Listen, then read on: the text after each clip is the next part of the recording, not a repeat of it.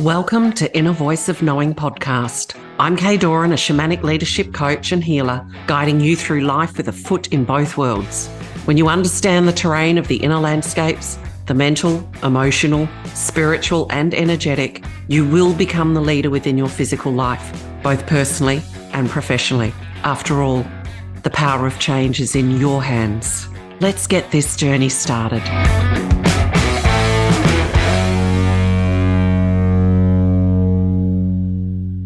Welcome back, everybody, to Inner Voice of Knowing. I'm really excited to introduce to you a beautiful couple that I've only really had a short conversation with just to connect, to make sure that it's, a good fit for us both. And yet we've been friends on Facebook for a very long time. And something must have shifted with the algorithms, because suddenly I was seeing your posts, Peter, that I haven't seen for a very long time. So it must have been, all the stars aligned. So I'd really like to introduce you, everybody, to Peter and Lynn McIntosh, who have an amazing story. But where I want to start with, guys, is Peter, on your Facebook page, you have a statement there saying, listening to your heart instead of your head is the only safe path forwards. Let's start with that and your intention and meaning behind that. So welcome both Peter and Lynn. Thanks, Kay. Hi, everyone. Thanks, Kay. Yeah, I've done lots of podcasts, but I've never had that one as a lead-in. So good on you for being quite different in the way you approach things. And yeah, that is basically our life. We came from a very heavy business background, in years past, where the focus was always on making money, bigger boats, bigger property, all the usual material things, and then we had an awakening back in 2004. A number of things led to it, but the end result of that was that we realised that having a new car every year or whatever, it's great for the first month, but after that it becomes just like another It's car. just a car, isn't it? Get in. Still gets you to point B, doesn't it? Can I just ask for a moment there? Quite often when an awakening happens, it's either just a sort of an instant awakening or there's some sort of adversity. For your case, what was it? Well, it was quite different, a bit woo-woo. We had been living in the UK for a number of years. We'd launched a very successful franchise operation over there in 99. We returned back to Perth and we were kind of burnt out. And boy, we were never burnt out. And so we just got into a bit of property development, a bit of small business stuff. But we weren't feeling fulfilled. And then one day, something quite weird happened.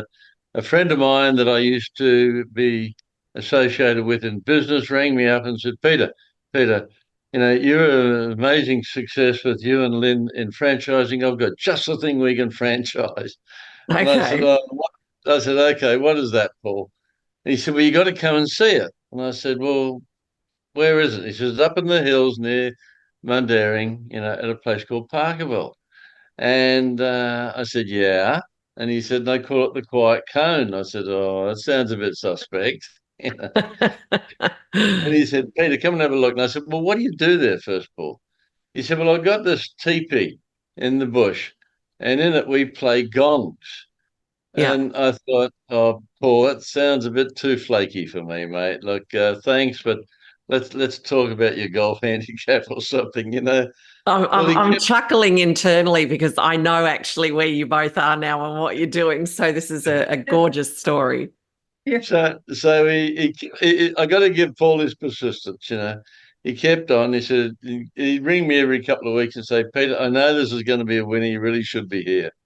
Well, one day, Lynn and I it was a Sunday, I think, wasn't it? And we were thinking, oh, come, we'll take a run in the hills and we'll go and check this place of Paul's out. Rang him, make sure he's going to be there. We got there and he's all excited and babbling away. And And Paul's a very, very successful businessman, great orator, been around for a long, long time. And I'm thinking, there must be something if it's got him this excited. So he walked us down the back of the bush, and there's this teepee made out of aluminium and foam. And we Wow. go, Okay. I was expecting canvas and poles or something. no, No. and it's a solid structure. And we go in there. He says, just lay down on one of those mattresses and relax. So I thought, oh God, this is going to be interesting. Yeah. And there were only 12 mattresses because it wasn't a very big building. No. It would only house 12 people. Yeah. So we're laying down there, and he had the three gongs, the same sort of configuration as we have here. Mm-hmm. And as soon as he struck the big 36-inch gong, something happened. Happened to both of us. Yeah. And looking at it later on, we realized that was the turning point for both of us. That something was resonating within, not in your head, but within. Yeah, I feel the And chills as you talk about it. Yeah. yeah. And so we went with that, and then we got chatting to him. And the long and the short of that story is that we ended up buying a half share in the business. Mm-hmm. We thought it was good. We weren't doing much in the way of business at that time because we'd sort of semi-retired, I guess. And then within a year, we'd bought the whole lot out because Paul was always off, believe it or not, in Bali doing some construction work. So we started operating this quiet cone, and Paul had already employed three different gong players there, and one of them. Louise. You tell the story, don't you? You tell it better than I do. My goodness. We came in completely new to this whole situation.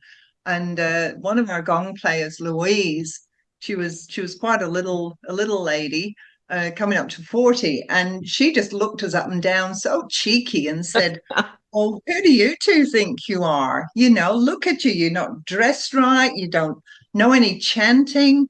You don't know anybody in the spiritual world.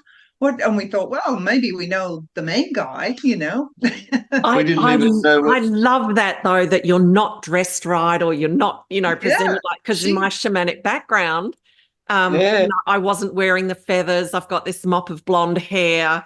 I didn't look the part. The part. Yeah. We didn't even know what a chakra was until it was explained to us. When you both experienced the gonging up in the hills, and how amazing that you guys, I didn't know till we first spoke, you're in Western Australia, which is where I am. What was it that you experienced? What was it chills? Was it something deeper that you couldn't really logically explain? What was it for you, Lynn? And then what was it for you, Peter? I think it was just a feeling of complete peace, mm-hmm. that I just completely relaxed, which is totally against everything I do day to day.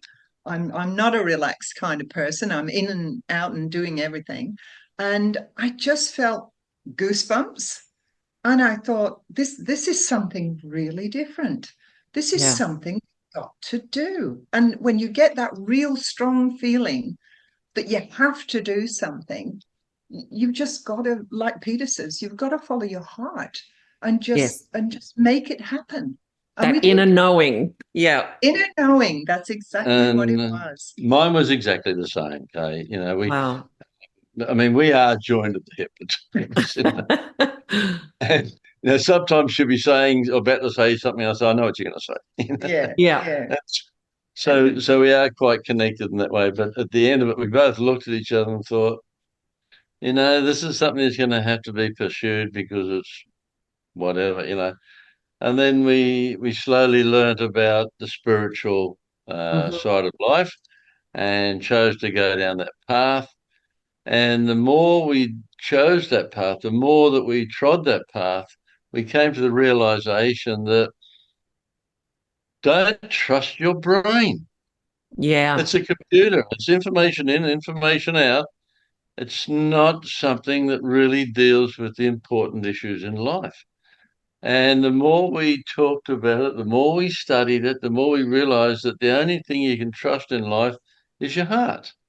And that message came to us loud and clear. That's why I put it up on Facebook. Yeah. If you're in a position to be making decisions, everybody, seriously, seriously, do not trust what keeps your ears apart.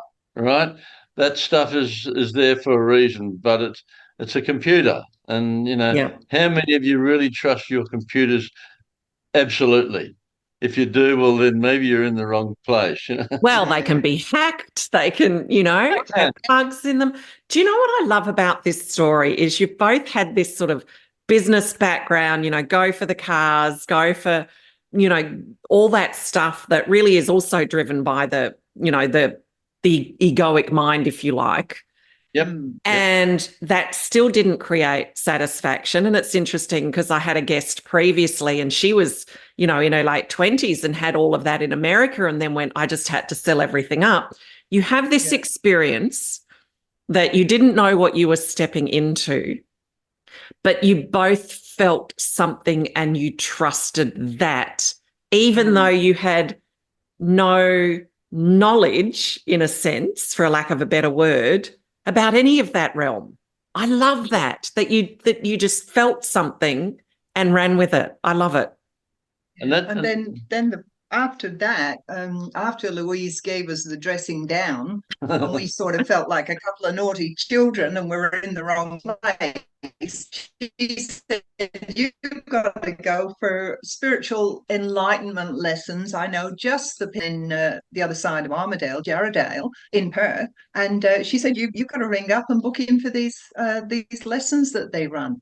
That was a whole new world of experience. Jackie and Jim just enlightened us with so much amazing information, and we just couldn't stop.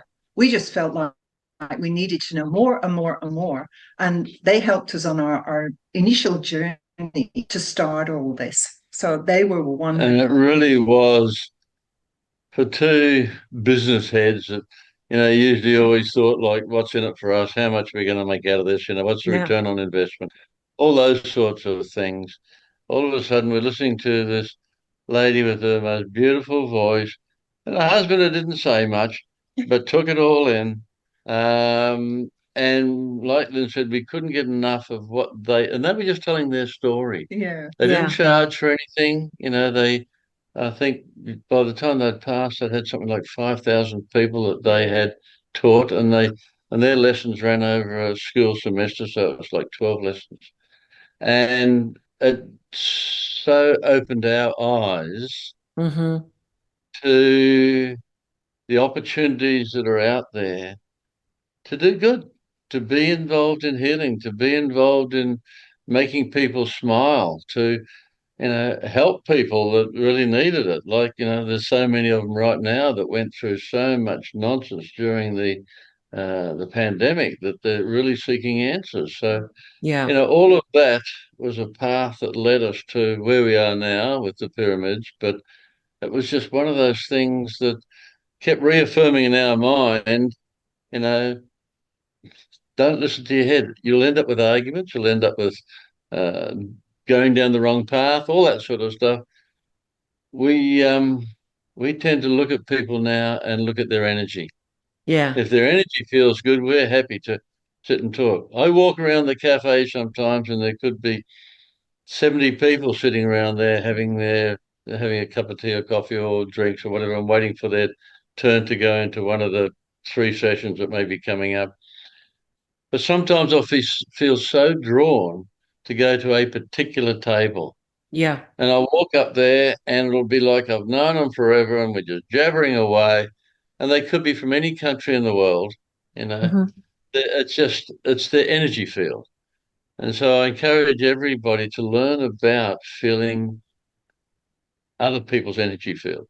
And the simple fact is, you'll know it, folks.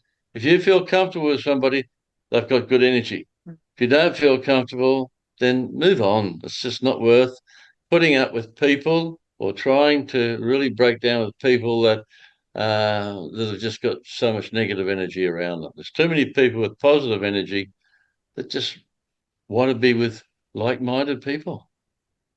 Wow. Do you feel like, in listening to your story, I sort of feel like it's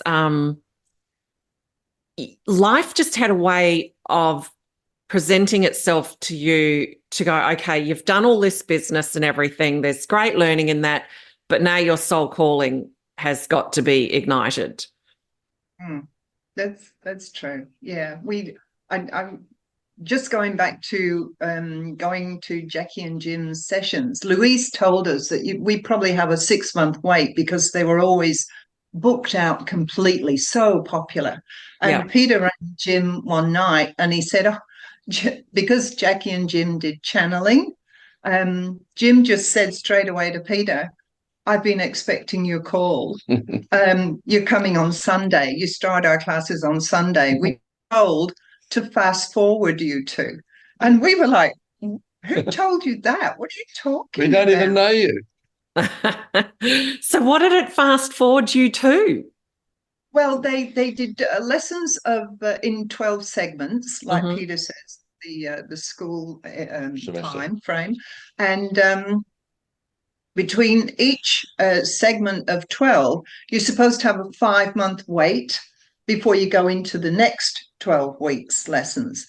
And they just said to us, no, we've been told you haven't to wait 5 months. Yeah. You've got to go in straight into the next one. And they put us through all three, one after the other, which they said we were the only ones they'd ever been told to do that with.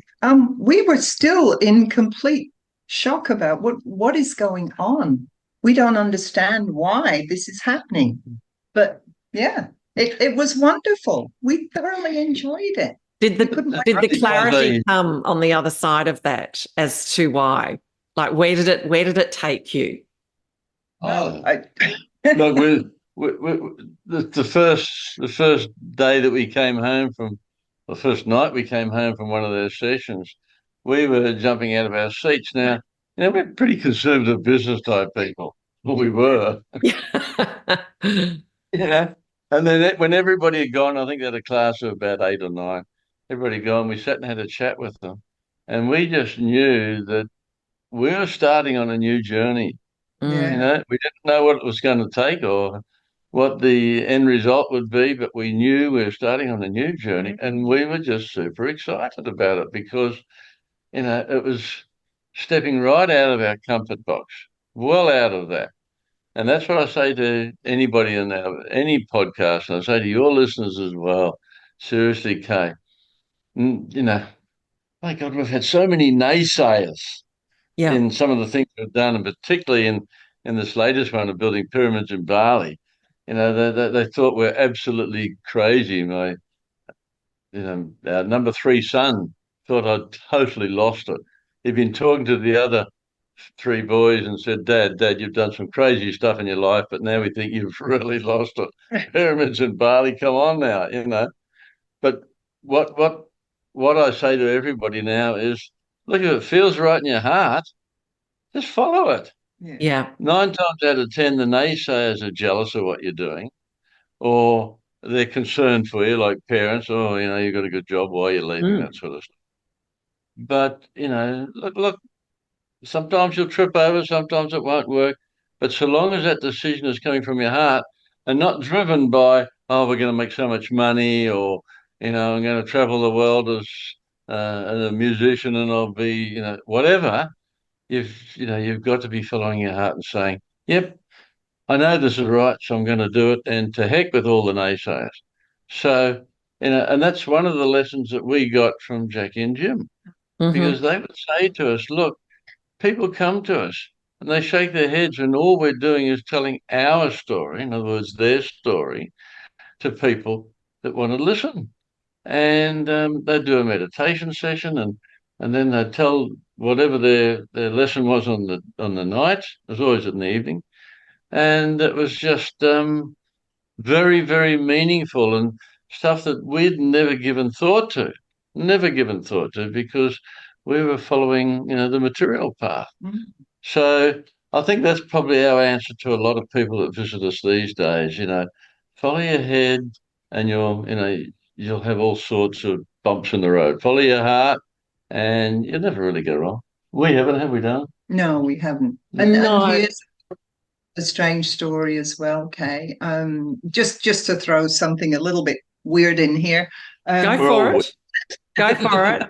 It's all very normal to me.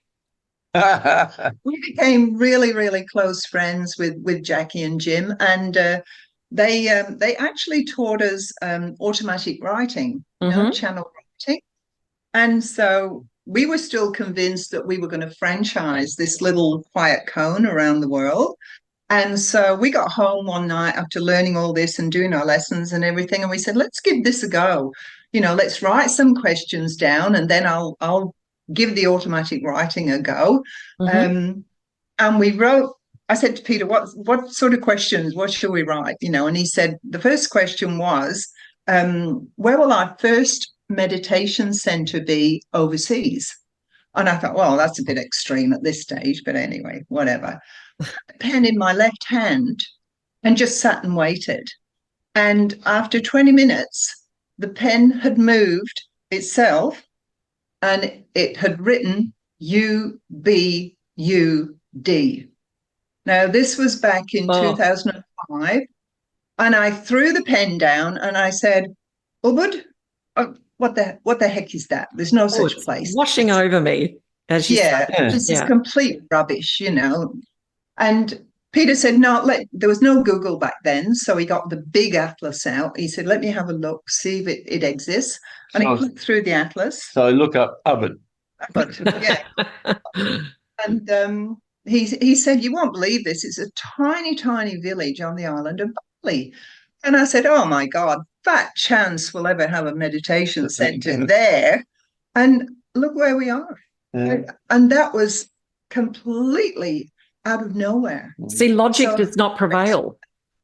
One of my guests, who's also a dear friend, when she took a massive leap within her business, she said that common sense does not always prevail. No. Do you know what I mean? So that thing of, it's like the common sense is going, that's never going to happen here. And yet, as you say, that inner knowing, the heart intelligence knows better. Yeah. It's our GPS in life. And we don't question the GPS. I mean, you probably don't use the GPS there, but in Perth, we do. Go left in 100 meters, and we don't argue with it. We don't go, well, why? Why should I? What's around the corner? That's right. We just trust it, and that's the same thing as the intelligence of the heart, or the inner voice of knowing, as I would call it. Don't question it. Just trust. Just do it. Just do it. For us, it was a challenge. And it wasn't until 11 years later, we were in a restaurant here in Ubud with some friends, and we're telling some stories about how we'd got here and what had happened. And then Lynn was all of a sudden reminded of the story of Ubud. We thought, my God, it was right. It was the first place. We'd thought it'd be in America because we during our retirement, we'd spent 6 years in America. Yeah. And we thought it was going to be probably America or something like that, but no, there it was. So this is your retirement. You've spent all of your life one way, and then in your retirement, like the snake shedding its skin and putting on a new one. You're never too old, listeners. You are never too old for change to take place. That's what I love. Our golden years are purely golden. Yeah. So they're the best, I think, that we've ever experienced. Well, we retired officially I was retired a few times actually, but officially we decided we're going to head to America and just live our dream, which was to travel around that country and Canada and do what we'd often thought of would be great. Because in the past, every time we'd been there, there'd been mainly business, and I thought this is a beautiful country. I'd like to see more of it. So that's what we did. It was just amazing how our journey took us from being retired and traveling around America and having a lot of fun. Seriously, a lot of fun. The Americans are great with Aussies, they just really bond, So we had a lot of fun and a lot of friends and that.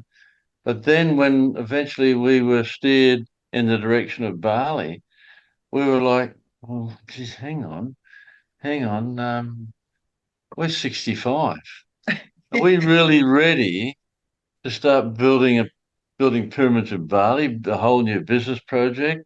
Come on now, I should be out in the golf course or something, Yeah. But you know what? Businessman to hippie, like. Yeah, exactly. Oh, I had that a few times. Oh, how's the hippie life in Bali going, Peter? Yeah. But seriously, some of the things I did physically, I look back now and I think, my God, did I really work on the top of those pyramids and, doing things and Amazing. Yeah. when it was raining or it was really hot and that. But you know what? We had that drive, we had that passion, we had that determination, Yeah. and it all came about by divine intervention. Yeah. Didn't come about by us sitting down and planning how can we Yeah. do something. It was divine intervention. And so, So you've man, got you a got couple of pyramids now in Ubud. How three. three? Oh, I love that. That's my favorite number. How did they come about?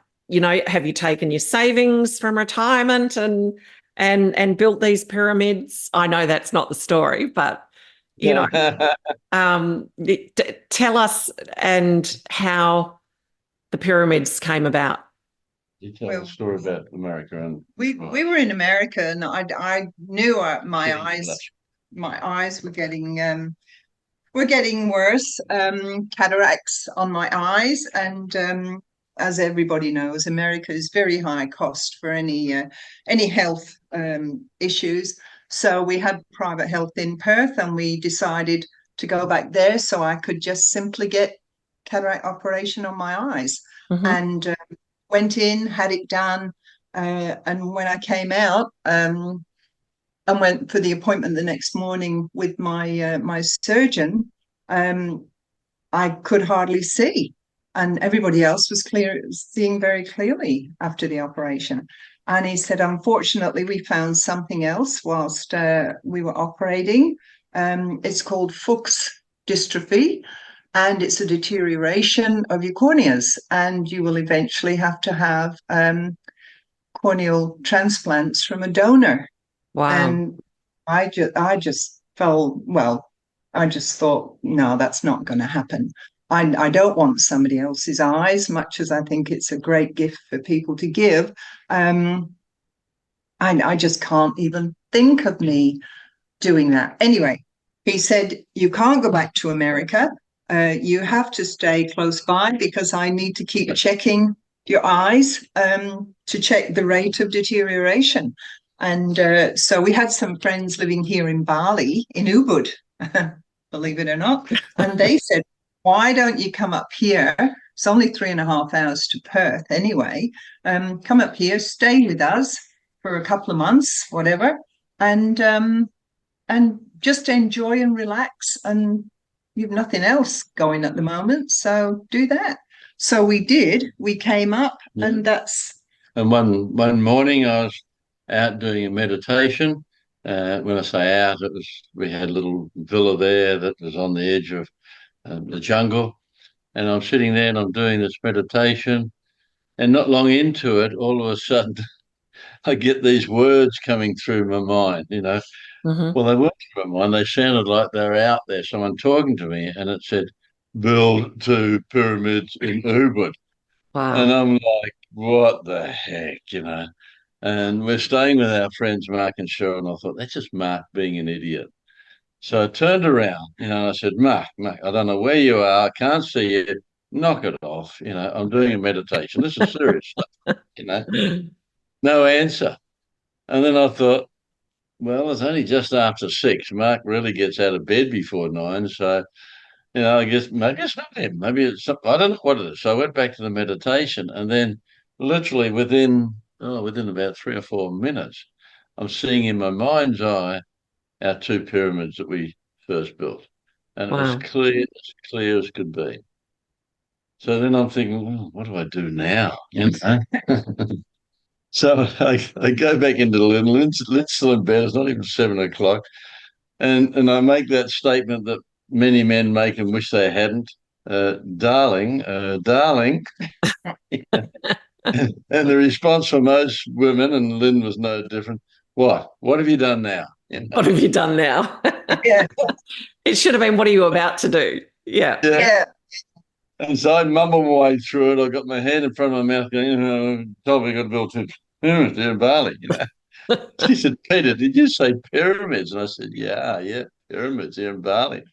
She said, we're not even living in here. We're living in America. We've sold our place in Perth and we're now living in America. We got our rig and everything else there.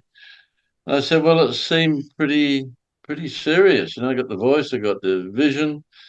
And so fortunately, we're both on the spiritual path. And Lynn being the one with the common sense, with the logic mind, Mhm. says to us, well, let's do some research, see what it would cost, and then we'll see if there's some land here that feels right. If not, maybe it's just your imagination. And Kay, I was okay with that. Yeah. I really was okay because I'm thinking, I don't know anything about building pyramids, let alone on the island of Bali. God, and how big they have to be, all this sort of stuff. But it's the So due diligence, isn't it? That it sets you on that path of, well, we're going to explore the possibility. And I always say, yeah, you in action and God can enter. Do you know what I mean? So it makes sense to me that it's like, well, let's look at this logically and let's explore, because we're in movement doing that. yeah, exactly. Never even questioned what the whole concept was. It was just build two pyramids in Bali. We never thought, and let's make it a wellness center and let's do this and let's do that.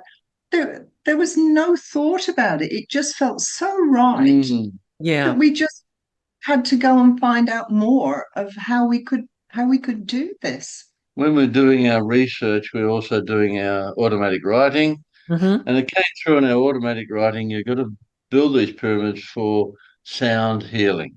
Mm-hmm. Now, we'd have a little bit of that with the quiet cone in Perth. So we kind of Yep. understood what sound healing was about. But then we get told, to build them by, 10 meters by 10 meters and 14 meters by 14 meters. And we're thinking, oh, God, that's huge. Absolutely humongous. So how much land are we going to need for that? Well, we need at least a couple of acres. So we went looking for land, and do you think we could find any? No, nothing felt right. Everything we looked at, no, no, no. And then 2 days before we're due to go back to Perth, we're looking at some land, just about given up. And we didn't like the land we were being shown. We walked across the road. There's a rice field there, but there's also a funny little villa parked away a little bit. And I thought, let's go and have a look at this villa. As I stepped onto the rice field, I got the goosebumps right up the back of my arm. I Yeah. turned to my lovely wife, and she's right behind me following me. And before I'd even opened my mouth, she said, I just got it too. Wow. So then we decided, well, let's Right make at the last hour, Yeah, exactly. Yeah. And so then we made our way down to the little river at the bottom end of the property. It's a long, narrow block. Mm-hmm. And it was pretty scary in some ways because it was in full harvest mode. And, the paths between each field, literally only less than I don't know, I'm still feet in inches, less than a foot wide, and it's wet grass. And if you step off, you're in mud up to your knees. Was it So for anyway, sale? Oh. no. Okay. By the Plot time we thickens. got by the time we got to the bottom, and we were quite proud of ourselves. We hadn't fallen in the mud or anything. And we're down there, we're looking at the river, we're looking at the banana trees they had planted there, and we looked at each other and we said, we found it. This is the land. Yeah. We went and spoke to the man that is showing us the other block, and we said, well, what about this piece of land here? We think it's perfect. No, no, no, no. That belongs to one of the wealthy men in the village. He will not sell it to you. And the one thing you learn about Balinese is they can be quite obstinate in many ways. Yeah. They cannot handle confrontation ever. You'll never have a fight with a Balinese. You'll never have road rage or anything like that because they run away from any confrontation. Mm-hmm. But this guy was saying, no, you're wasting your time, wasting my time, wasting your time. And eventually I raised my voice and I said, Yeoman, please, can you talk to the owner? We'd like to meet with him. Well, he did a real double back take at that. Anyway, the end result was we got the land. You Yeah. know, he might have been the wealthiest man there, but he gave us a lease on it at market price, Yeah. not newbie price. Like they look at your forehead and see ATM. Yeah. So he was just giving it at market price, which is very, very fair. He's a lovely, lovely man. We see him every day on our walk with the dogs, and so that was virtually our start of okay, we've now got a piece of land. Do you know what I love about this? Because I talk about this all the time in consciously crafting and creating your life. I don't like the word manifest, for various reasons. But I love it because you stood your ground. You had the knowing, you had the chills, and, pushing that agenda. Whereas so many people go, oh, okay, then it's not meant to be. But I always feel like the universe is saying to you, when you have your knowing, how much are you prepared to stand your ground on this? Yeah. Do you know what I mean? Like, let's show me that you really know this is to be. And I've had that in so many powerful and pivotal moments in my life where many would just go, oh, well, it's not meant to be then. Do you know what I mean? It's like, how committed are you to this? So even in just raising your voice a little bit and it creates that, oh, okay. Do you know what I mean? That's you listening, as you would say, to that heart. You've both been on this land. You've had your chills. You've had your confirmation. So I think that's a really powerful point to make. That when you know. Yeah. And that was it, and that's how it's been right from the beginning with us, Kay. Mm. When we both know and we both look at each other and we've got a look between each other which says, yep, we're on the right path. Anyway, we did a deal with him, gave him a deposit, told him to turn the water off, let the fields dry. Do the harvest first and let the fields dry. And then we headed back to Perth to try and raise the money. We'd done some research and knew it was going to cost at least a couple of $1 million, maybe up as many as 3. Wow. We didn't have that much money. So we went back to Perth and, of all people, went and saw good friends of ours now, my ex-wife's husband. Wow. Now, okay, there's a turn. Wonderful. But that went back to 1987. We'd long since got over what those two naughty people got up to. Yeah. Scrub that bit. Okay, I'm not meant to talk about that. Okay. Anyway, long since over all of that, and we're now really good friends. And we're talking to Chris, and I said, Chris, you're big in financial circles. How do we raise $1 million to get started on building a couple of pyramids in Bali? And he reaches for his red wine, almost chokes on it, and looks at me and he says, Peter, haven't you heard about the global financial crisis? I said, oh, come on, Chris. That was 6 years ago. Everybody's got over that by now. Surely they've got over that. He looks me in the eye and he says, without any hesitation, he says, Peter, not for building pyramids in Bali, they haven't. So I thought, okay. So then we took ourselves back to where we're staying at the time, remembering that we'd sold our house, took back to where we're staying, and we resorted back to our automatic writing. Mm-hmm. Okay, well, where do we go from here? So we wrote out the question, 2 books. Lynn's got one, I've got the other, and the question was, God, do you want us to build pyramids in Bali? Where's the money? A little bit tongue in cheek, So Lynn goes into the dining room, I'm in the family room, and we sit there with our pens in our hand. We're both right-handed, so we sit there with our pens in our left hand, waiting for these words to come through. We're in our meditative states, and we wait for the words to come through. And as they come through, we write them out very carefully. If you don't, you can't read it afterwards. And then each word consecutively, being sure not to anticipate any words or sentence. So at the end of it, about 20 minutes later, Lynn comes out of the family room and she shows me what's on her book. And it said, there are people waiting to give you the money. Mm. people waiting to give you the money.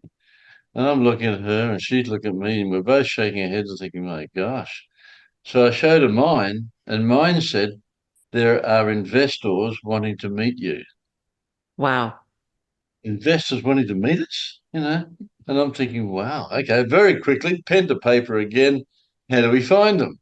Emails, phone numbers, you name it. Yeah. Well, typical spirit, God, whatever, comes back with 4 words, just simply 4 words. Don't spend much money. Now, those are the words I used to use with Lynn when she went shopping. It never ever worked. But you try as a man, you try. Anyway, I've been in business for myself since 1977, and I've had a number of successful enterprises, and some of them have required, getting money in from investors to get a start and things like that. And you know what? There's no way you can start off a multi-million-dollar business without spending some money to reach the people. Mm-hmm. But of course, my lovely wife, using her common sense again, says, well, Peter, that's what we were told. Don't spend much money. And I'm thinking, yeah, but she said, no, don't spend much money. So I thought, okay. So we put a free ad on Gumtree in Australia, a bit like Craigslist is in America. Yeah. And we then put an ad in the local Saturday morning's West Australian newspaper, a little classified ad. Very small ad. Very small ad in business opportunities. And a picture of a couple of pyramids, Bali business opportunity and a phone number. And that was it. Yeah. And then we just, smacked our hands together, threw the energy out the door and said, there you go. Up to you now, Spirit. We've done what you said. We only spent $41. Wow. Right? So that's up to you now. We didn't spend much money. You want us to have pyramids in Bali? We need the money. Yeah. All right? When I'm telling this story, or Lynn's telling this story, the first thing we do at the next point is we put our hand on our heart and we say, this is where it gets really woo-woo, folks. All right? Within 3 weeks, we had $750,000. That's $750,000 pledged to us to build these pyramids. $750,000. We'd done no real marketing, promotion. I might have been in marketing all my life, but the people that came and saw us, there's 3 investors that came. They all bought a 10% share for $250,000. Yeah. And you know what? Their questions revolved mainly around Lynn and I, not about Bali, but Lynn and I. Mm-hmm. And so it was just one of those chapters in our life that when it happened just made us realize that this is divine intervention. The people that came on board, the first was a lady with 5 kids, a single mum, but she and her husband had split up and they'd had a couple of IGA stores. She had a love affair with Bali. She loved Bali, come up here 2 or 3 times a year. She just wanted to invest in Bali in some way. I wouldn't say she's deeply spiritual or anything like that. Yeah. And then the next couple, that was weird. That was a lovely couple. He went up to the shops one Saturday morning to buy a exercise book for his son Tommy to do his homework in. Anyway, on the way out of the shop, he picked up a newspaper, Mm-hmm. and all the way home, Tommy's giving him a hard time and saying, "Dad, you never read the newspaper. You don't watch the news, anything like that." Later on that day, what should happen? He walks past the coffee table that he'd thrown the newspaper on, and sure enough, the sea breeze had come in, and there was the ad. So, once again, God's hand was in all of that, and even the third ones that came in, John Yeah. and Dawn's sort of story, and it's been that way all the way through our journey. Mm-hmm. That it's been a journey of absolute faith, knowing, especially after getting $750,000, without having to do much work, If that was a What I divine love message. about this is because I'm always saying to people, that don't go for the goals that come from the head, learn how to listen to that inner voice of knowing, which is the source component, soul and future successful self. And we don't have to figure out the how, and it doesn't have to be the more you strive, the more you achieve. And your story just proves that the more you listen and the more you allow, what is perceived as almost the miraculous, which isn't, it's just beautiful flow and alignment. Yeah. Do you know what I mean? And there it is. And now you've got 3 pyramids, and clearly you're doing sound healings, etc. I presume people are coming from around the world to come and experience what you've got there. What's the one message that you'd really like to leave listeners with about, your story from being sort of business people, retiring, and then ending up on this path with, spend $41 and, end up with 750,000, people just coming out of nowhere. Now you've got, the land that wasn't for sale that's now yours. And, 2 pyramids have clearly turned into 3. I guess our message is literally what's on the front of our book. Yes, I was going to say the book. Yeah. Yeah, just issued a book, and the title is called Expect the Unexpected. Yeah. Right? Yeah. And seriously, everybody, expect the unexpected. And when it does happen, think about it, because it could be a message from God or whoever, you might think of as the higher power. We pass it on to everybody that goes into the pyramids, whether it's from myself or Lynn or one of our gong players or one of our facilitators. Expect it. And if a message does come through, and we have so many people that get messages, half our book is written about what people have come out of the pyramids and told us their stories, what's happened to them. Maybe they had astral planing. Maybe they had a big emotional release. It could be anything. Yeah. And so half the content is about their stories, because it is something that too many people brush aside. Yeah. When they do get a message, and it could be from somebody else, it could be in a dream, it could be you'd be driving down the road and something comes through and you think, oh, I should think about that. And we don't, because we're preoccupied with whatever's happening in our lives at the time. So to me, I'll let Lynn answer the question her own way, but to me, expect the unexpected is so, so important that, we must be ready to step out of that comfort zone that too often we find ourselves in. Yeah. One of the most poignant messages I ever read was, don't ever be the man on his deathbed that's thinking or saying, if only I spent more time at the office. Yes. There's so many more important things to do in life. Yeah. And that's what Lynn and I have discovered, since we moved on to this physical part, the spiritual part. Yeah. So that's mine. What about you, Donna? Yeah, I think, even though we had the messages and it always felt right the way we were going. We didn't have everything neat and tidy put on our path, and that was the way we skipped through. We had trials, we had challenges, and a lot of hard work. But I think when it really got to the point of, and we've been in tears sometimes with desperation, thinking, what now? What, we're in the middle of building. What do we do now? And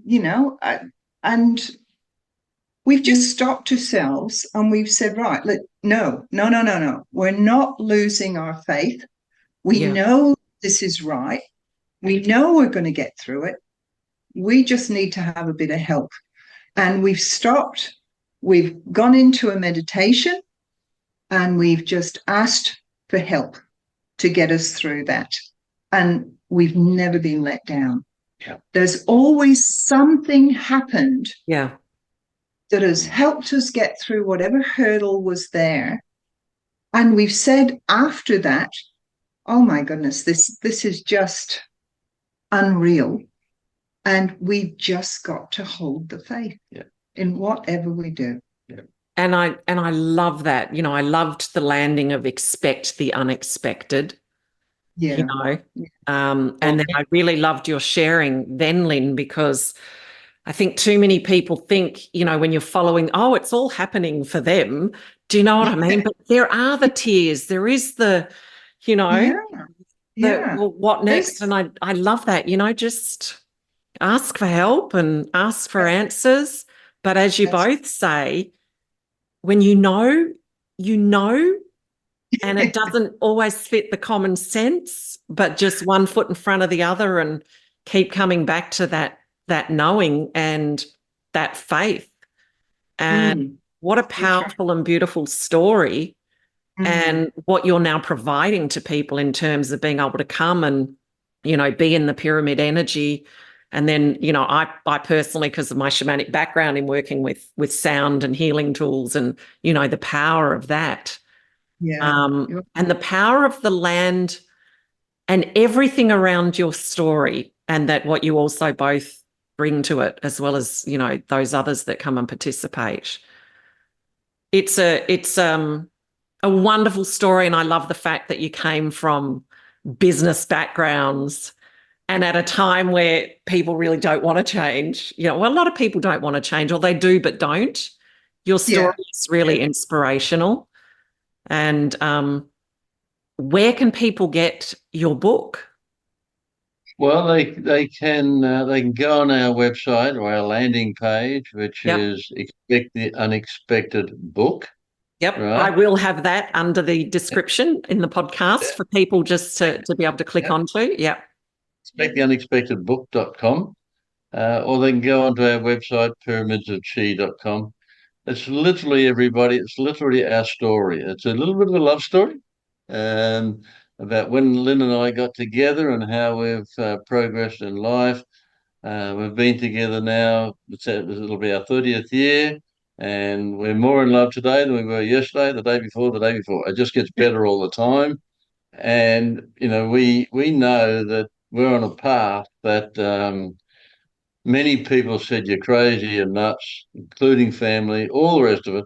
But we know every morning when we wake up, what's going to happen today? What's exciting going to happen today? Yeah.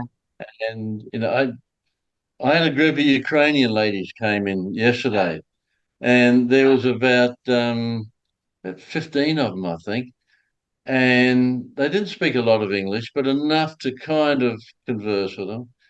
At the end of it, they all came back and they said, can we go into another session today? And can we come back tomorrow? Oh. You know, and they were just getting so much out of it. And, you know, there was, and half of them, when they came out of the first session, you know, they'd been crying. They'd had such emotional releases. And their combined energy was such that the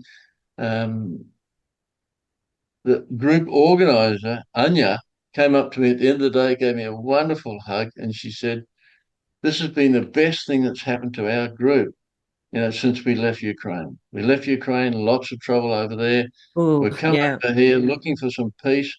And she said, you people have provided that for us. You know, and it's just something that you don't expect. It's out of the blue.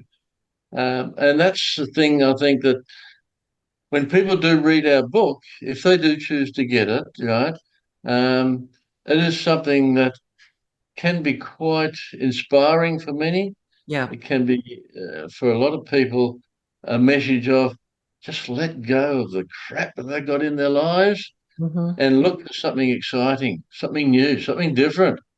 You know, we've got loads and loads of stories in there that people have shared with us, you know, and I won't go into them because, you know, we just haven't got the time, but the bottom line is there are messages out there for all of us. Yeah. That book can be a prompter for some people to maybe think, well, what am I doing with my life? This job is killing me, or, you know, all the hubby wants to do is, you know, be a couch potato. I want to travel. You know, how do I do it? You know, Well, look at that book. Several times he's mentioned, ladies on their own coming up with groups and having fun. So that's basically what it's about. Yeah, well, we will put the link to your website under the description. So people, please go and have a look. And if you're going to Ubud, go and experience it. I'm there in, first week in March with a friend for reasons that I'm not going to divulge right yet. But, I'm excited to come out and see, and I will grab my copy of the book in person when I'm out there. But I would highly recommend getting your book. Your story is amazing. And clearly there's so much more there that could be shared. But thank you both of you for coming on and sharing your story. Keep doing what you're doing. And I'm so glad that your post, I think, which was talking about the book, suddenly after all these years appeared in my feed. It was clearly meant to be. It's back to woo-woo again, Kay. It's not woo-woo for me, Peter. It's very normal. I think woo-woo is the most wonderful thing we ever had introduced into our lives, because we come from this thing of blinkers and listening to what we've been conditioned all our lives and all this stuff. Sudden things are happening that don't make any sense, but boy, they're a lot of fun. I'm going to say woo-woo stands for wonderful world. Oh, love that. That's love that. I'm going to quote you on that one. Thank you, Lynn. Thank you, Peter, so much. Blessings. Bye. Thank you. Thank you, everybody. Join me on my next episode. And if you love this podcast, please subscribe by clicking on the plus button if you're on Apple, or like and follow on Spotify. Rate and review. And please share Inner Voice of Knowing with your friends.